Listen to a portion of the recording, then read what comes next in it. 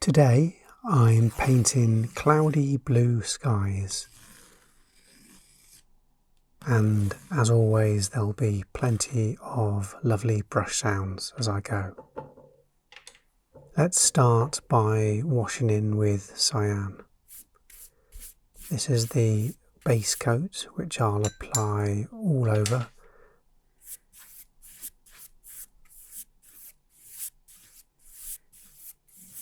And I think we're going to need a bigger brush.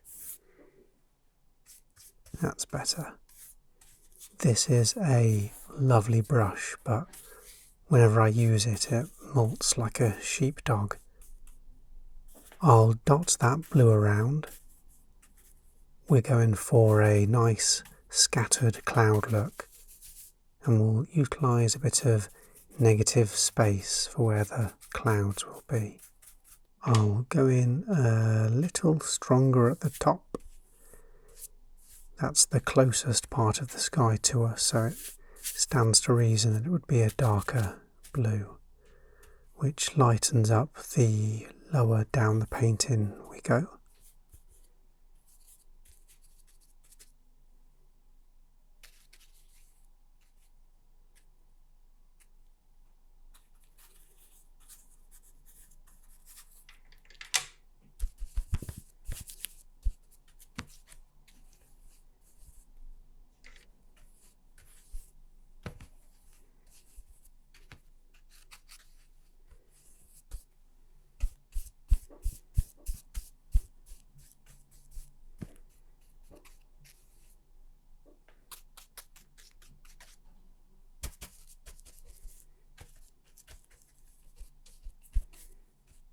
And I'll use a brush with clean water to soften that out. Now let's work on the clouds. For that I'll mix together indigo and violet. I think that'll offer something a little bit more interesting than reaching for a straight grey colour.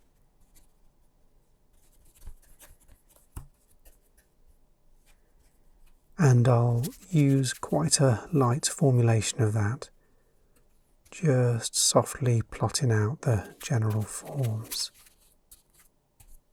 There's really no right or wrong way of doing this.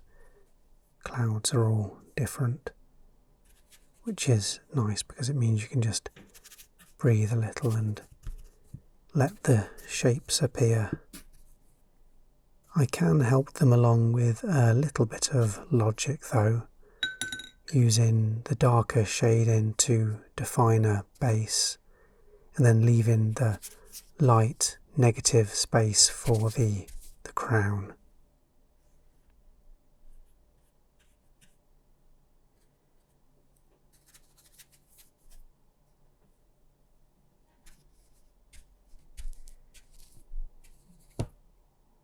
And I'll work some of that colour, albeit lightly, into the main body of the cloud to give it more of a fluffy, full-bodied look.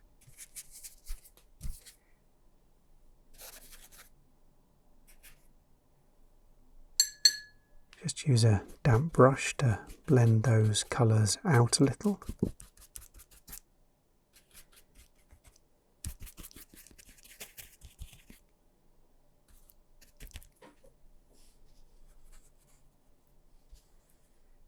Now I'm going to use a stronger value of that indigo and violet mix in the areas I want to accentuate.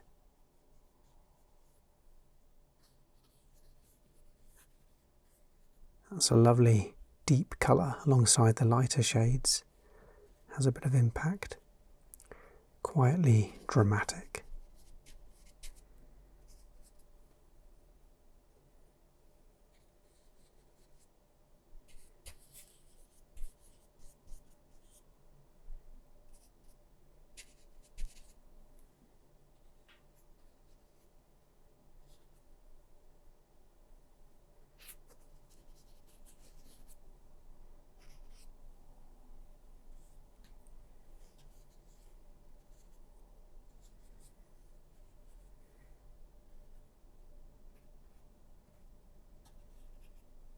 Again, I want the colours to be deepest in the upper section of the image, so I'll brush that colour around, but be careful not to go too dark around the bottom.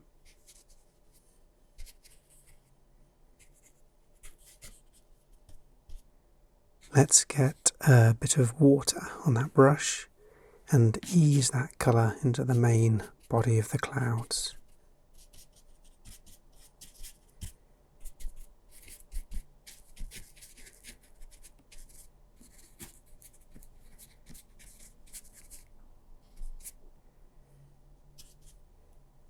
I think that's created a nice bit of presence.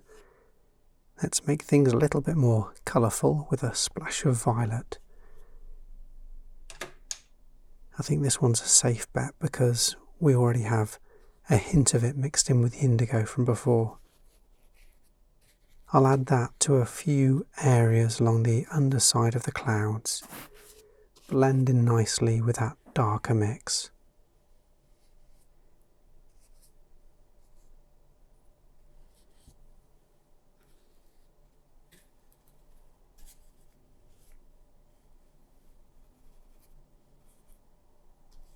I feel like the top of the cloud doesn't really have much shape to it, so I think it might be best to add some more cyan to firm it up a little.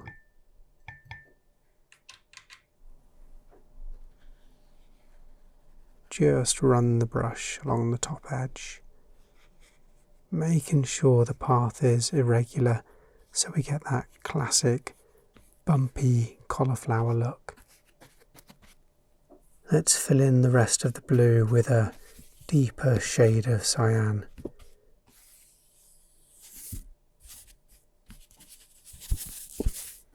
And I'll apply that on the top half of the painting and make sure that the bottom half is kept a little bit lighter to help with depth.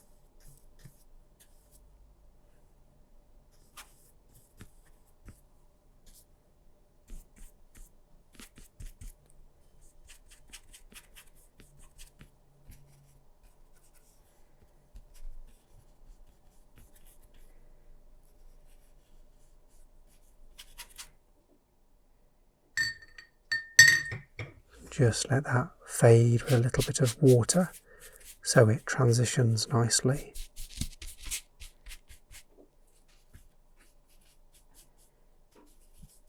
Now I'll break up the edges of the clouds a little. Teeny little areas where the edges are breaking away from the main body.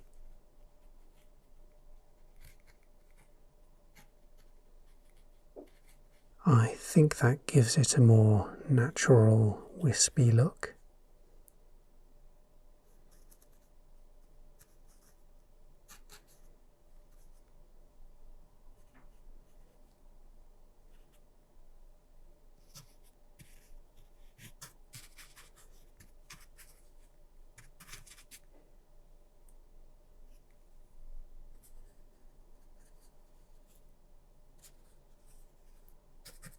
I'll give these smaller clouds the same treatment.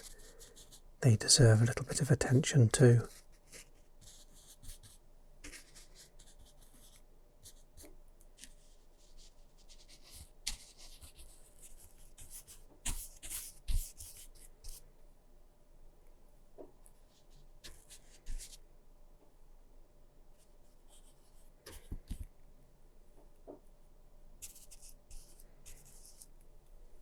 Bit more of a blend.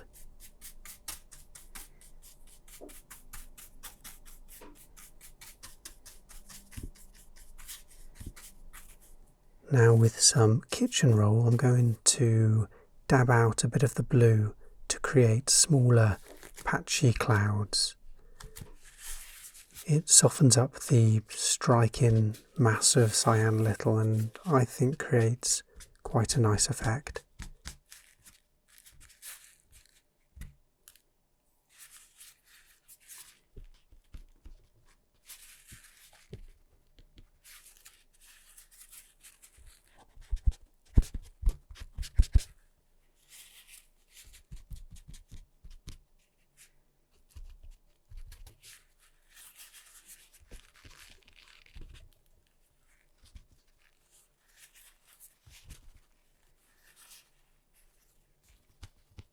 Okay, I like that. I do want to get a little bit more colour in there though, if I can. So let's brush in a bit of cadmium yellow hue into the bottom of the image. Hint at a bit of atmosphere, the afternoon stretching out. Just a touch of that, lightly brushed in.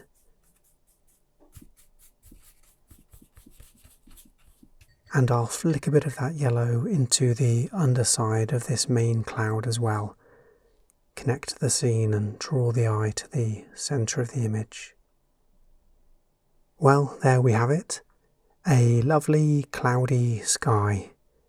Thanks for watching, and I'll see you again soon.